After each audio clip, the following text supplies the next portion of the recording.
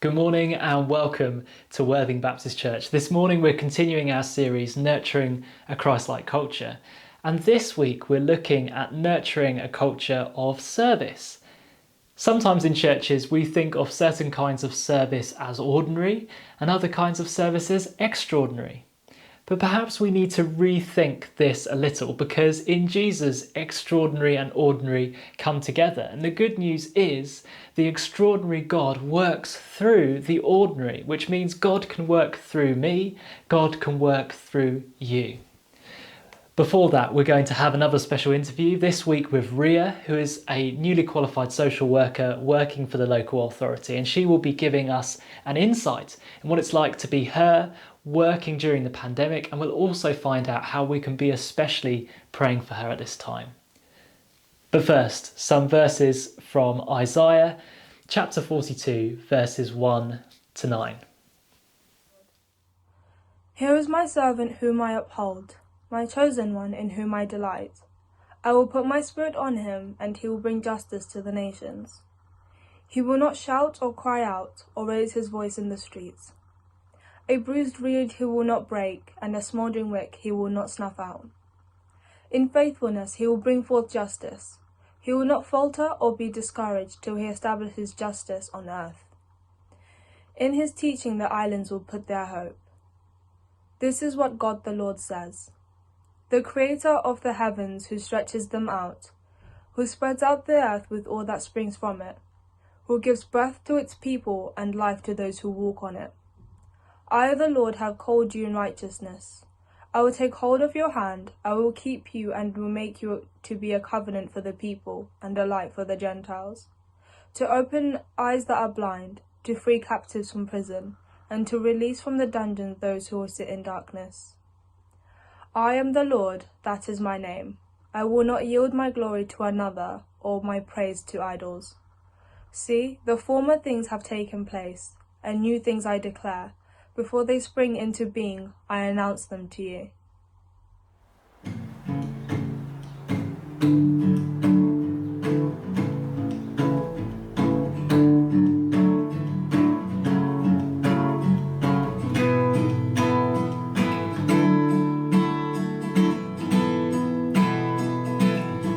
Jesus, hope of the nations. Jesus, comfort for all who mourn. You are the source of heaven's hope.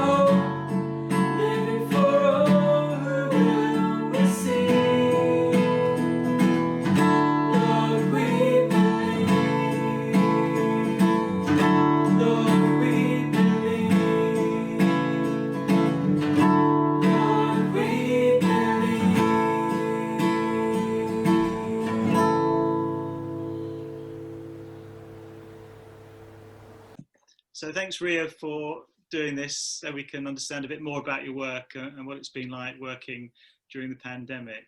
And do you mind reminding people, letting people know what your job is and what that involves? Yeah, sure. So I am a newly qualified social worker for the local authority, so West Sussex. And my role is actually in the family support and protection team, which is essentially child protection. So we deal with like the longer term cases and things like that. What's been different about your work during the pandemic, or just, over these last few months even? Yeah, I mean, when you say different, it's hard to say in some ways because I am newly qualified, but I did do the same role in my placement last year, and obviously that started before, or pre-COVID. So yeah, I can kind of draw on some differences from when I was a student as well. So I'd say the main thing that's different is because social work is very much, it is about that humanistic approach of being with people, and it is really hard when things are virtual. I'd say for the most part, I've still actually been doing things face to face. I've only actually done stuff virtually for the last 4 weeks now. So in that sense, I have still been able to do the same kind of role. But yeah, there's just been loads of challenges really. I'd say court especially is so difficult virtually because for me, I'm not the quickest of responses, and well, I can type quite quickly. But when I was on placement and I went to court quite a lot, even though they weren't cases that I was holding, I'd experience whether, you'd be there on behalf of the local authority, or my practice educator would, and I'd be shadowing her. And then your barrister would turn to you to, seek direction from the local authority, and you could just whisper something to them and they just feed back to the judge, and that was quick and easy. Whereas now court is virtual and it is so difficult. I mean, I've had so many cases where if you've got, say, two parents who are separated, and the child will have their own guardian, and then I'm there on behalf of the local authority, so there's each of us logged into a Zoom or some kind of virtual link, and then each of us will have our own legal representatives, and so before you know it, you've got 10 different people on the line, which has so many different connection issues in itself. And then you've also got the kind of data protection issue. People have to confirm that they're in a room on their own and other people can't hear and things like that, but you kind of relying on people being honest. You don't necessarily know that's true. And then my main point, what I was getting to, is that when your barrister wants to seek guidance from you for you to direct the court, you have to email them. And I mean, the last hearing that I did a few weeks ago, I was typing as fast as I could to just respond to all of these questions, and it just makes it so much more stressful. So yeah, I'd say it is a real challenge doing things virtually, definitely. And I mean, court was never, it was always quite daunting, but I'm definitely looking forward to it being non-virtual in the future. For people who don't know, do you mind saying a little bit about what your job involves and what your role is? Yeah, sorry. No. Sorry, I didn't really explain that. So as a social worker, well, the job's really varied, to be honest. There's so many different tasks to it. So because I'm newly qualified, we tend to have cases for roughly around 10 children. Sometimes they might be 10 separate families, or you might have maybe 6 families with 10 children altogether. And essentially your role is as a family support and protection team. So we have a lot of children that are on child in need plans, and then we also have children on child protection plans. So that's essentially child protection is when children are at risk of significant harm.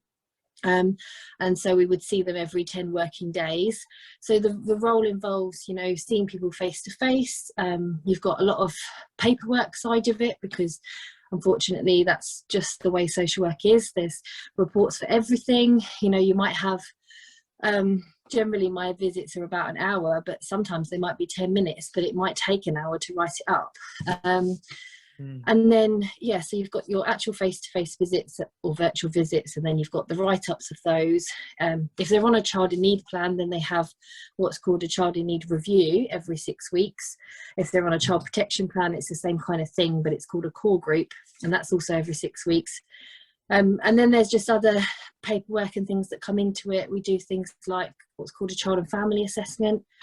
I was up till 2 o'clock last night completing one of those, which is 39 pages long. So yeah, there's lots of different tasks to social work, and no 2 days are ever the same. And I'm getting very familiar with my diary being full up and then my to-do list being carried over because other things are always coming up.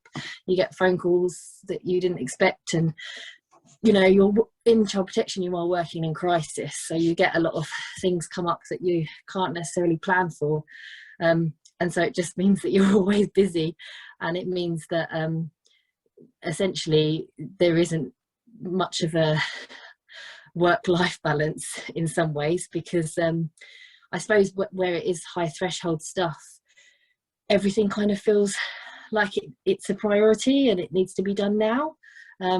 And I think as a newly qualified social worker, I probably need to work on making sure that I don't burn out, really, and especially being pregnant. So yeah. They build that into the training, and does your manager, do they emphasise looking after yourself as well? Yeah, they do. I think what they say and what they do is kind of two different things sometimes. I think it's hard, you know, not just my job, like any local authority. Like I've got peers who graduated from uni, because I actually ended up taking an extra year when I had Beta. So I've actually got friends who graduated the year before me that work in all different local authorities, and can kind of hear comparisons from everyone else that it doesn't really matter which local authority you work for. When you are working in, you know, statutory child protection, social work, it is essentially known that you do work long and late hours. It's definitely not the 9 to 5 that you're made out to be. But, you know, ultimately it is kind of rewarding at the end of the day, not always, but generally those kind of things that do come up do make it worthwhile. And yeah, so I'm trying to think what your actual question was about, whether we get trained about self-care. So we do talk about how important it is, and at uni in particular, you know, I spoke a lot about how swimming was my thing to take care of myself, you know, mentally and physically, and obviously that's something that I've not been able to do now because of lockdown, so it is a struggle having to still do the job when you don't have those techniques that you'd normally have in place. And yeah, I mean, managers do say things like, you know, to try and avoid you burning out, but then essentially they're also telling you to get your deadlines done, and you know, they have to be done. So it's not uncommon that people work outside of their 9 to 5. In fact, it's uncommon if they don't. So yeah. Yeah, I was just thinking, how does that impact kind of your life outside of work and your family and other things that you do? Yeah, I'd say I try and be like strict with myself in the sense of, so because Bea actually goes to my mum 2 days a week for childcare, we're quite lucky where it's 2 consecutive days. My mum actually has her for the evening in between. So what I try and do, like I did last night, is that night when Bea's not here, that's my night where I will work. Like I say, last night was till 2 o'clock in the morning, so I try and make sure it's just one night a week where I'm doing that, rather than finishing late every single day and impacting on the time that I, you know, want to have with her. I'd say, because obviously Ken, my husband, is also a social worker, that's pros and cons, to be honest. In some ways it's good because we both understand what it's like. In other ways it's harder. There have been times before where we've both had to deal with emergencies at the same time, and luckily for us, my mum has stepped in a few times to, you know, my mum doesn't live locally, it's a 45-minute drive, but she stepped in to rush and pick Bea up from nursery, because we've both had to deal with like section 47s where you have to go to hospital with children for emergency child protection things, and unfortunately that's just the way social work is. So people do say we're mad that we both do child protection social work, so it works and it doesn't. It's got pros and cons, really. and a job which is, I mean, you tell me, but complicated families, sometimes volatile, pulling at the heartstrings because the children are at risk of one. So how do you cope with that side, working with children? Because you're very caring. And so how do you work with that, and how do you stay, on top of things and look after yourself with that in mind? Yeah, I mean, that's a good question. I think sometimes, we both, Ken and I, we do really try and leave work at work. I think there are times, especially when you're dealing with, like I say, emergency child protection medicals and things like that, where you do become a little bit impacted by the things that you see, and you kind of always question yourself as a social worker. That obviously everyone knows from media that social workers kind of get blamed. You can't do right for doing wrong, as they say. Basically, it's kind of down to you as to what decision you make, and people will criticize social workers for, essentially stopping children from being with their families, but then it's also the social worker's fault if those children are harmed. So you are always kind of holding those like multiple hypotheses, trying to kind of consider all the potentials and just hope that the decision you make is what is in the best interest of that child.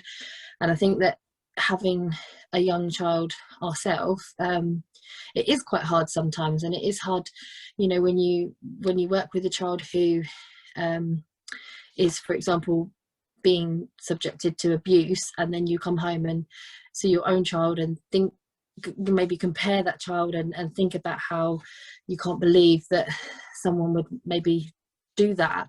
It does make it really difficult, but then at the same time, I think as much as I would never sort of justify a parent harming a child, I think I'm really good at kind of working with people with that kind of unconditional positive regard, and kind of recognizing like the greater reasons for why things happen, and just kind of giving parents the opportunity to change, and supporting them with that, really, because I know some people will maybe think differently, but sometimes, even if there has been a really awful situation of abuse or whatever, it doesn't necessarily mean that it's always going to be that way, and it doesn't necessarily mean that that child is better off being taken from that family. So yeah, there's just so much to consider, really, and just kind of being mindful of that all the time.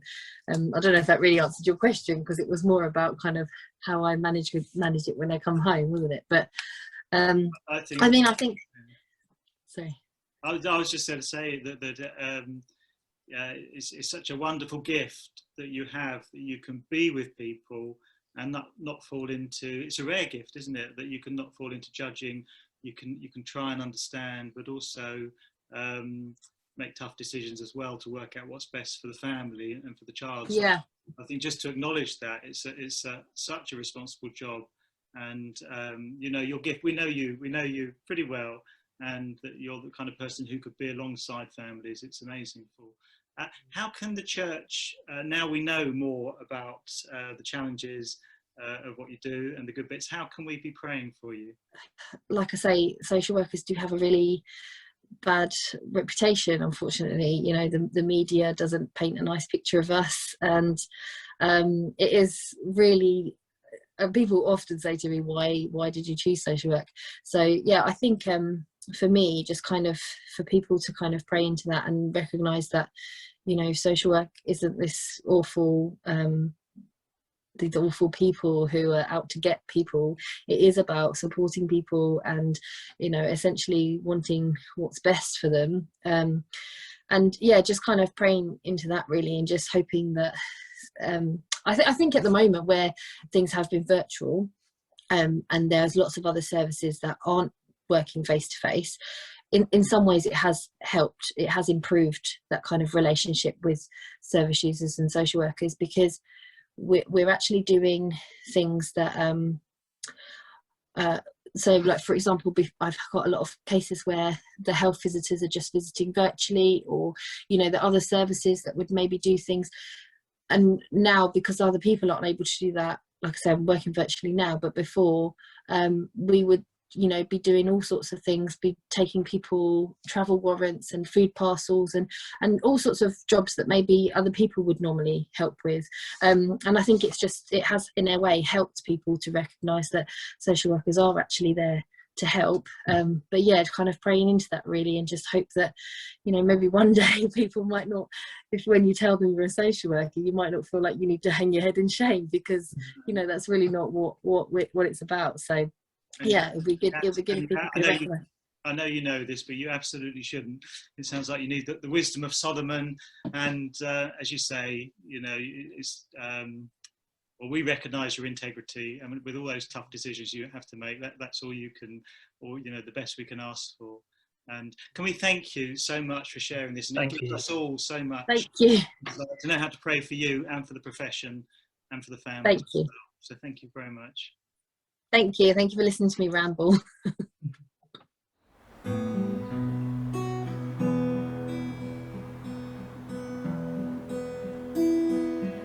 Brother, sister, let me serve you.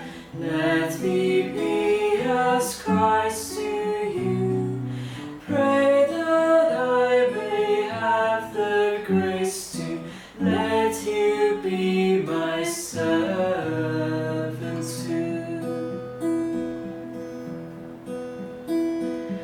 We are pilgrims on a journey, fellow travelers on the road. We are here to help each other walk the mile and bear the load. I will hold the Christ light for you in the night time of your fear.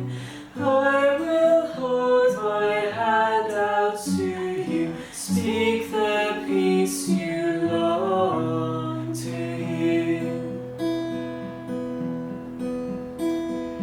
I will weep when you are weeping, when you laugh, I'll laugh with you. I will share your joy and sorrow till we've seen this journey through. When we sing to God in heaven, we shall find such harmony. Born of all we've known together, of Christ's love and agony. Brother, sister, let me serve you. Let me be as Christ to you. Pray that I may have the grace to let you be my servant too. Brother, sister, let me serve you. Let me be as Christ to you.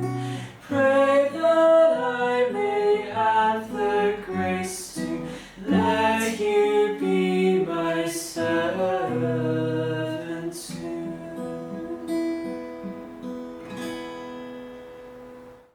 Jesus set the example of servanthood, and God wants us to serve, and he does this because of his love for us, because through receiving all the time, it's not good for us.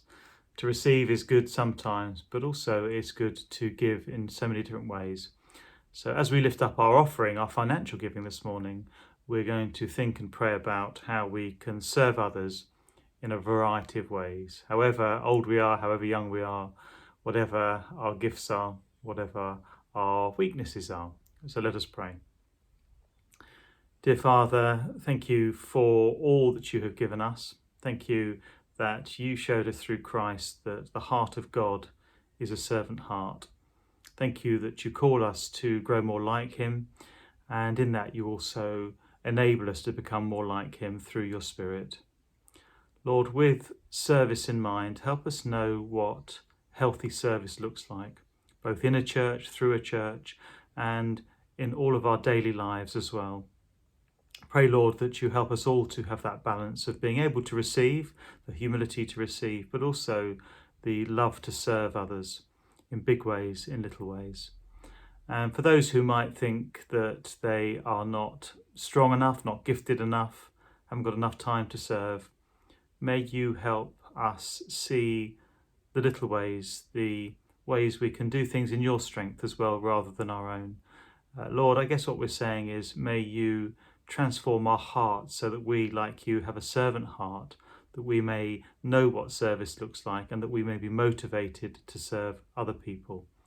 And again, Lord, whatever our gifts, whatever our weaknesses, whatever our backgrounds, whatever our age, whatever our circumstances, Lord, help us all, each and every one of us, every single one of us, never to just receive, but also to be able to give to others, give back to you, serve in the church, serve others in our daily lives, Lord, in so many different ways. And we ask this, Jesus, in your name. Amen. The reading is taken from Mark chapter 10, verses 32 to 45. Jesus predicts his death a third time. They were on their way up to Jerusalem, with Jesus leading the way, and the disciples were astonished, while those who followed were afraid. Again, he took the 12 aside and told them what was going to happen to him. "We are going up to Jerusalem," he said, "and the Son of Man will be delivered over to the chief priests and the teachers of the law. They will condemn him to death and will hand him over to the Gentiles, who will mock him and spit on him, flog him and kill him. 3 days later he will rise." Then James and John, the sons of Zebedee, came to him. "Teacher," they said, "we want you to do for us whatever we asked." "What do you want me to do for you?" he asked. They replied, "Let one of us sit at your right and the other at your left in your glory." "You don't know what you are asking," Jesus said. "Can you drink the cup I drink, or be baptized with the baptism I am baptized with?" "We can," they answered. Jesus said to them, "You will drink the cup I drink and be baptized with the baptism I am baptized with. But to sit at my right or left is not for me to grant. These places belong to those for whom they have been prepared." When the 10 heard about this, they became indignant with James and John. Jesus called them together and said, "You know that those who are regarded as rulers of the Gentiles lord it over them, and their high officials exercise authority over them. Not so with you. Instead, whoever wants to become great among you must be your servant, and whoever wants to be first must be slave of all. For even the Son of Man did not come to be served, but to serve, and to give his life as a ransom for many." Port William is the name of the fictional town created by the American writer Wendell Berry. In his series of novels, Berry documents the extraordinarily ordinary day-to-day activities of this unglamorous 20th century Kentucky town. They farm good land, trade good produce, rear good livestock, loaf around town in their own good time, go to church in their good clothes, and share good and abundant food afterwards. Throughout his novels, or at least the ones I know, Berry subtly critiques those people from Port William who seek to get somewhere in life and make something of themselves, which always meant, of course, getting somewhere that wasn't Port William and becoming something more than a Port Williamite. They might go to one of the big cities, Lexington, Louisville, or Cincinnati, or they might remain in Port William but live as if they didn't. Like the character Troy Chatham in the books, who trades the prudent farming techniques of his father-in-law for the game of agribusiness, which requires him to sacrifice everything for the sake of progress and profit, leaving his life, marriage, and father-in-law's land desecrated in the process. The opposite of Troy Chatham is the character Jaber Crow. Jaber had to leave the town as an orphan child, but finds his way back after trying to make something of himself. He ends up becoming the town's barber and comes to the realisation that life is less about getting somewhere and more about realising where you are and serving the people around you faithfully. The novel Jaber Crow is an American novel, and perhaps this idea of getting somewhere and making something of oneself is quite an American idea. But perhaps the idea, albeit watered down, affects us all in some way. Have you ever wondered if you were destined for greater things than this? Have you ever entertained the idea that you're a self-made man or self-made woman? Have you ever wondered if perhaps Worthing is just a stepping stone to somewhere else? Have you ever wondered why you don't get the recognition you deserve? Have you ever wondered, perhaps the grass really is greener on the other side? Perhaps that's not where you're at. Perhaps you don't strive to get somewhere and make something of yourself, but even if you don't, perhaps you expect it from others.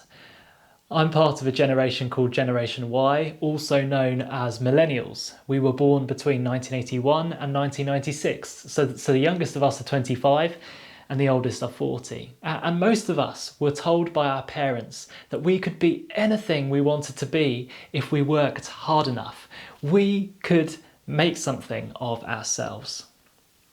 In the UK, the lyrics "Things Can Only Get Better" from the Labour Party's 1997 theme song dovetailed with Tony Blair's famous words, education, education, education, to send a powerful message. If you're going to get somewhere and make something of yourself, you're probably going to need education, education, education. And please don't get me wrong, I'm immensely grateful for and passionate about education, education, education.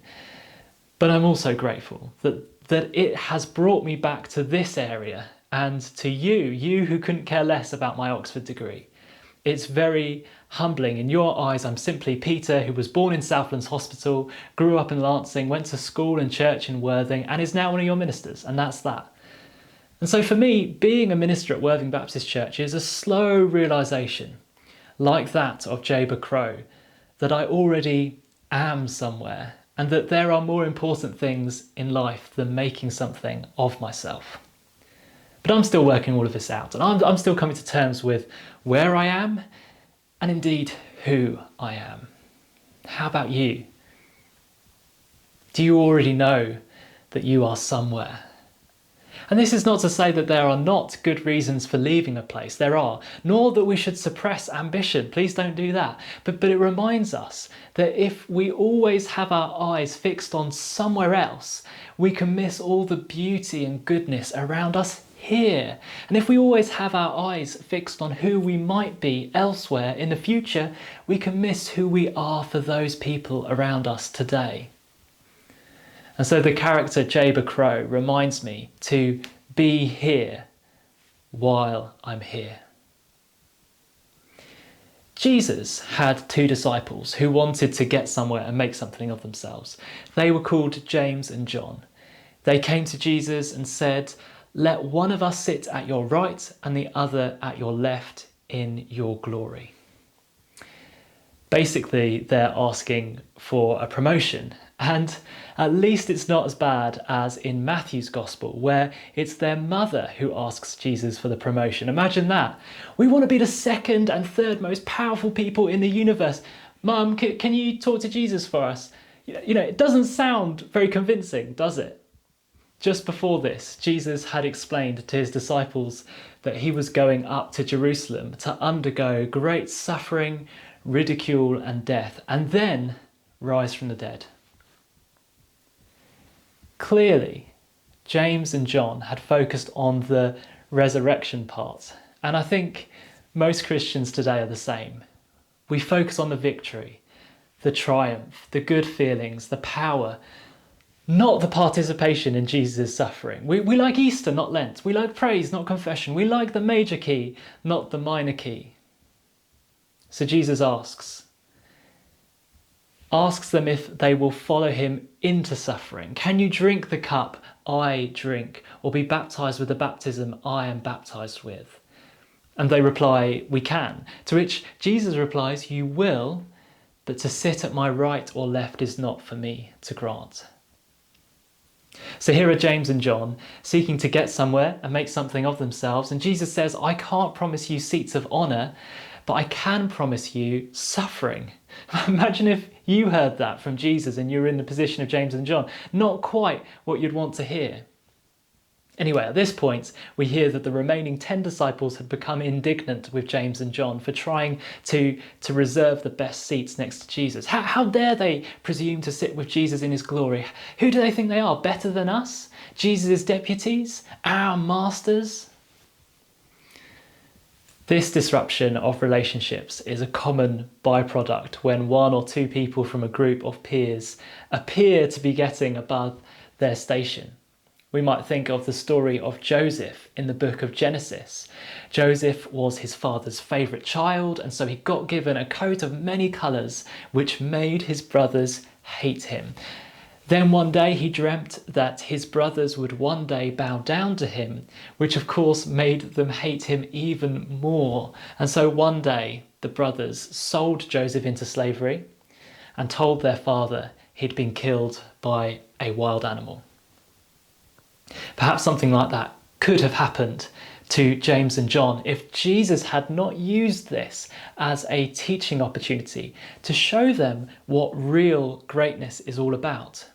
Jesus called them together and he essentially tells them three things: what greatness isn't, what greatness is, and whose example they can follow. So Jesus says, you know that those who are regarded as rulers of the Gentiles lord it over them, and their high officials exercise authority over them.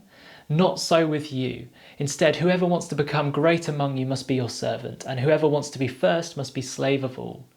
For even the Son of Man did not come to be served, but to serve, and to give his life as a ransom for many. And so Jesus links true greatness not to exercising power, privilege and authority, but to service. And here's what I find really interesting. Jesus does not scold James and John for their ambition. He doesn't say it's wrong to have ambition or it's wrong to be great. But Jesus says if you want to be great, if you want to make something of yourself, you must make little of yourself and become a servant. And Jesus offers himself as an example. Jesus himself was ambitious. He gave his life as a ransom for many, for the whole world, in fact. That's ambitious. Ambition only goes wrong when it gets detached from serving real people in and through and for the love of God. And it can be easy for anyone to lose sight of what ambition is for. Suppose a person is ambitious. What are you ambitious for? Well, I'm ambitious to make money. What are you making money for? I make money for financial security. And what is your financial security for? My financial security is for peace of mind. And what is your peace of mind for? My peace of mind will allow me to enjoy my leisure time. And what is your leisure time for? My leisure time is to rest from my ambition to make money. And we've come full circle. And of course, making money is not the only ambition we might have, but all sorts of ambitions run meaningless rings around us if they are not oriented to serving people in and through and for the love of God. Jesus' servant ambition was not a meaningless ambition. It was meaningful. It had a goal to accomplish an extraordinary exchange at the cross by taking our death and all that holds us captive and giving us his divine life as a free gift. And it sounds like success, of course it does, but it looks like failure because of all the suffering that's involved. It's a cruciform ambition, a cross-shaped ambition. And he says to his disciples, follow me. So how can we follow him and nurture a culture of service in our church? This morning, just 1 point, not 3, not 5, not 4, just 1 point. I wonder if it's all about recognizing the extraordinary through the ordinary. Let me explain. The idea that we need to get somewhere and make something of ourselves often suggests that the extraordinary lies elsewhere. James and John fixated on an extraordinary future time and place where they would reign with Jesus on his left and right. But Jesus pointed them to the ordinary present experience of service as potentially extraordinary. Extraordinary through the ordinary. In a church context, what does this look like? Well, every cup of coffee poured, every name remembered, every burden carried, every welcome given, every square foot hoovered, every clock battery changed, every word read, every note sung, every door opened, every invitation offered, every coin counted, every database entered, every glass of water brought, every tiny gift offered, every bunch arranged, every baby held, every walking stick picked up, every possession shared, every person remembered, every lift to the hospital, every reference provided, every document proofread, every arrive early, every stay late, every extra mile travelled, every boundary respected, all the listening, all the empathy, all the encouragement is ordinary, but also extraordinary. And extraordinary because God is involved. His power made perfect in our weakness. We might say extraordinary through the ordinary. If you read the Gospels, you'll find Jesus did extraordinary things with very little money, resources, earthly power. He fed 5,000 with 5 loaves and 2 fish. He healed a man's sight with mud and spit. He paid temple tax with a coin taken from a fish's mouth. He saved the world by dying the death of a common criminal. Extraordinary through the ordinary. Extraordinary through the ordinary. And things can go so wrong in a church that hasn't got to grips with this. In some churches, certain leaders are seen as extraordinary. A minister or a church secretary or a treasurer or a musician. They do the extraordinary serving. Everyone else does the ordinary serving. They do the visible. Everyone else does the behind the scenes. And some might even aspire to these roles to satisfy a personal need or a desire to be seen by others to be serving in an extraordinary way. But here's the thing, we're all actually doing the ordinary, but we set apart some and resource some to spend more time and hone their gifting and call to a specific aspect of the ordinary, and we honour that. I was saying to Jenny the other night that I wish the church saw how ordinary sermon preparation was. I don't just sit there prayerfully until the Spirit inspires me to write my sermon in full and sit there writing it serenely. Perhaps that's what Mike does. No, I'm joking, but I'm sure he's better than me because I get confused, I wrestle with the scriptures, I cry out to God, I give up, I delete loads of words, I write them differently, I give up again, I ask for help. And somehow, by the grace of God, the thing still gets written and preached. But I almost never feel confident, and it always feels like a miracle that I'm even able to say anything at all. God brings the extraordinary dimension if and when there is one, and it's always extraordinary through the ordinary.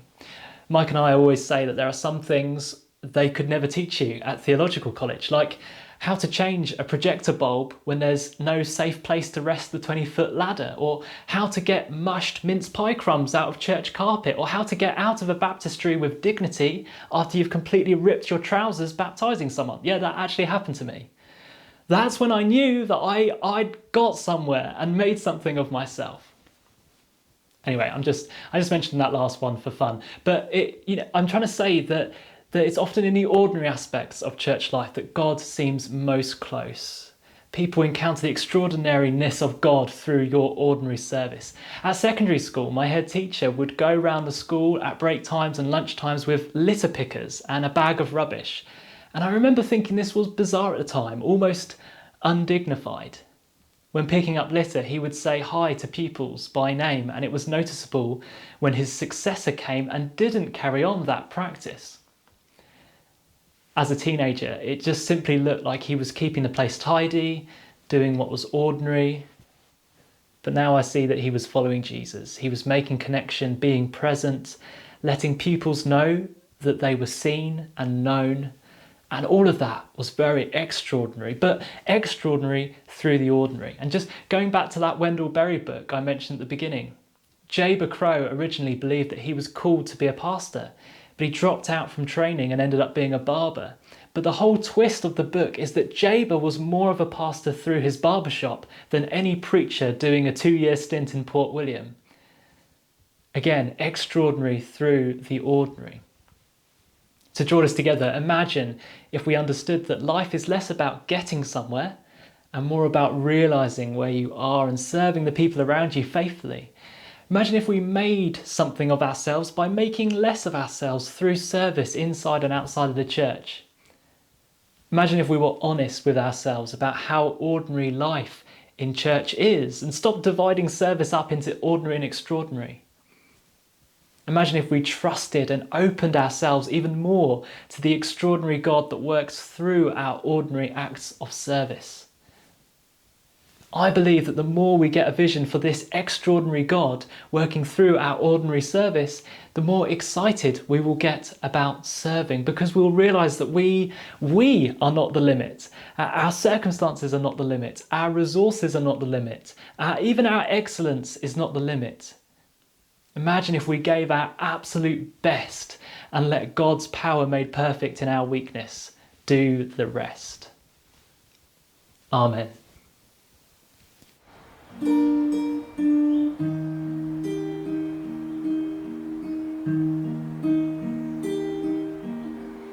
From heaven you came, helpless babe, entered our world, your glory veiled, not to be served but to serve,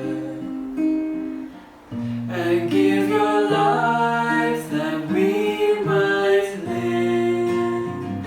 This is our God.